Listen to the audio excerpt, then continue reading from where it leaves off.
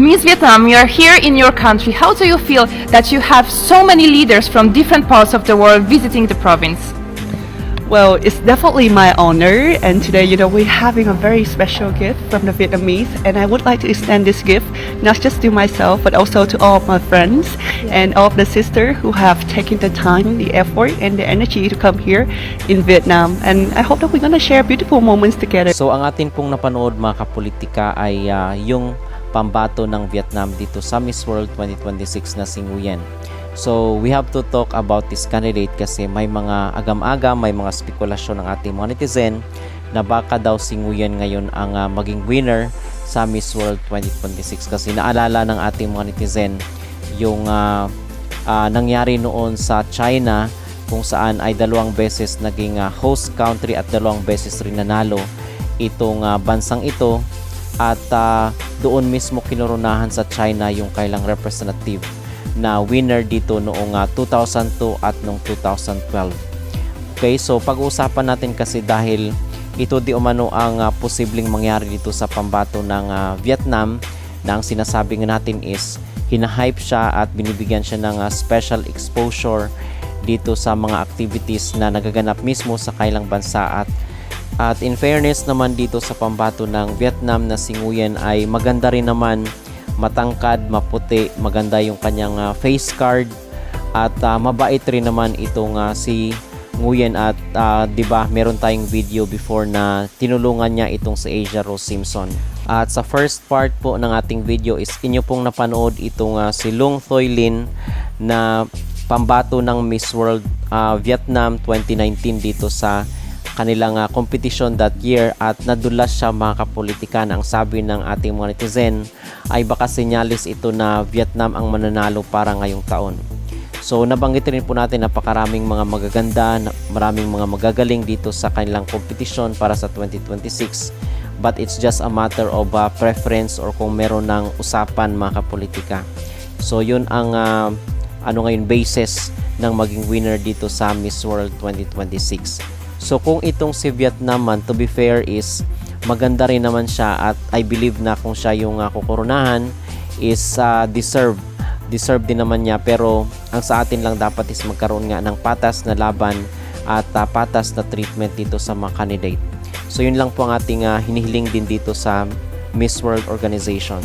So nadulas itong si Long Thoy Linh kagabi, which is yung Miss World Vietnam 2019. Rumampa lang po siya mga kapolitika bilang part ng festival kasi nakapasok siya sa top 12 nung Miss World 2019.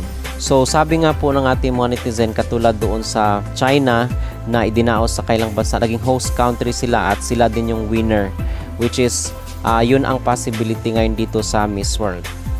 China won the Miss World crown on home soil twice. First on December 1, 2007 when Zhang Zilin won in Sanya, and again on August 18, 2012 when Yu Wensha won in Ordos City, Inner Mongolia. Miss World victories in China 2007 pageant held in Sanya, Hainan, won by Zhang Lin.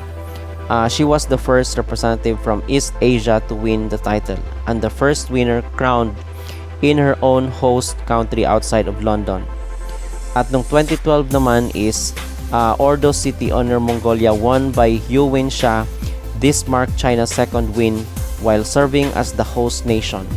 So ito yung spekulasyon at rumors ng ating mga netizen dito sa social media na possibility mga kapolitika ay mananalo itong si Vietnam dito sa Miss World para ngayong taon.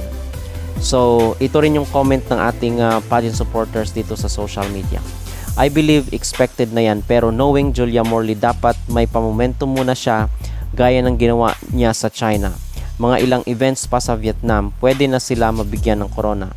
Kung gagayahin ang pattern sa China, mga 3 to 4 events pa, then yung second crown after 5 years ulit, pero dapat may ganap pa rin sa Vietnam.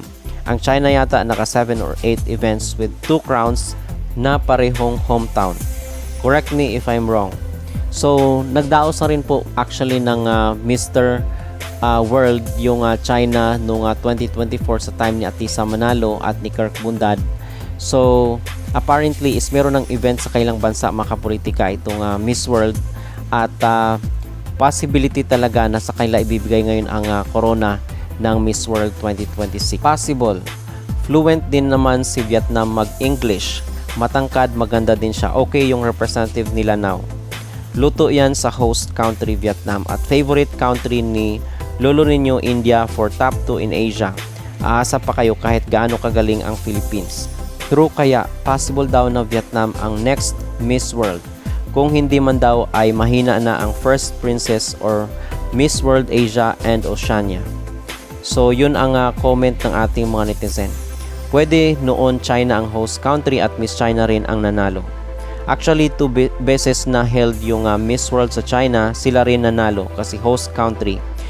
But kung sa ibang country held, di nga nila kaya makapasok ng top 10. It's okay to crown Vietnam. She deserve also crown. She's beautiful, perfect representative of Vietnam this year. She will win. I remember this happened also in China before. She was Miss Intercontinental and she's pretty and tall. I'm okay with her if she delivers well come finals. If she wins, it's definitely rigged. I think they already secured the Miss Asia title. You know Vietnam if the host.